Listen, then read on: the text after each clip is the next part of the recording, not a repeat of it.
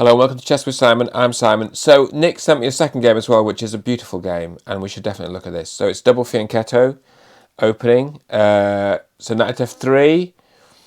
So b6, e4. So immediately I'd say, well, this is quite good for white now. I would worry about playing this as black because the fear is you're just a little bit passive.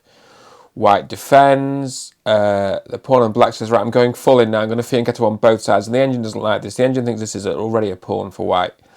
White's playing very classically. Engine wants to play d4.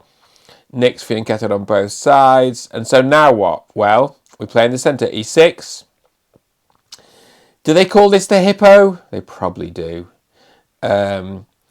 You bring your knights into the middle, right? Yeah, you bring your knights into the middle. Your bishops are playing across the board. It's a clear concept. You can play it against all sorts of white setups. And here already, black is better, which is incredible. And the engine wants to play g5. Nick plays another decent move, which is a6.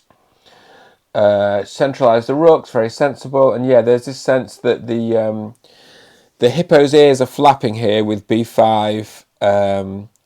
Hitting the bishop, gaining space. Now this move, I would have struggled to find this move. You know, I'm one of those people, because you can't castle because the h-pawn drops, h6 drops. So in some ways this is logical. The engine doesn't really like it. Engine wants to play c5, but don't you worry a bit about loosening those pawns with the king in the centre? So this turns out to be just genius. You can play b4 here, and the e4 pawn drops. I mean, it's easy with the engine on, right? We can all see that. It's a blitz game. So what's going to happen now is the king is going to march. The king has marched, and might march a bit further later. I've got no idea. I've got a memory it marches a bit further. f5, again, this is an engine move. Again, I would have struggled to see that because I would want my king to be a bit safer. I'd want the rook on the f-file. But it's attacking that white centre, isn't it? So it's this whole modernist idea of attacking the centre from the edges and then hitting it with pawns.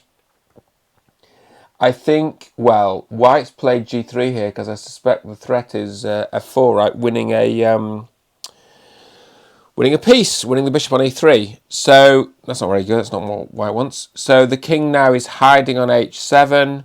Here comes the rook onto the f-file where it belongs. And before black can get in f4, white gets it in. But it turns out this is not a good move. What's gone so terribly wrong here for white? Well, black, the engine keeps wanting to play b4, and Nick finds b4. And at this point, I mean, basically, white's busted. Black takes over the centre completely. This is really good. Just look at that. Look at that mass of pawns in the centre. Clearly, knight f3 was a pretty big threat, and still remains a big threat, actually. I mean, you know, forking the queen and the rook. So now black's just material up. Black could have picked off a pawn there on b2. In fact, that is the engine move.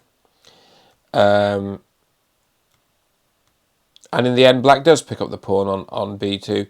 White kind of annoys black. Black offers the swap of queens. The queen is quite healthy there for black. Look at this pawn, this far advanced pawn. It's an absolute nightmare.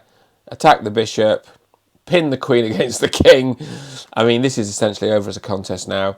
Again, pull the same trick, which doesn't win material, but it just swaps off material. I mean, that advanced pawn is enough, but also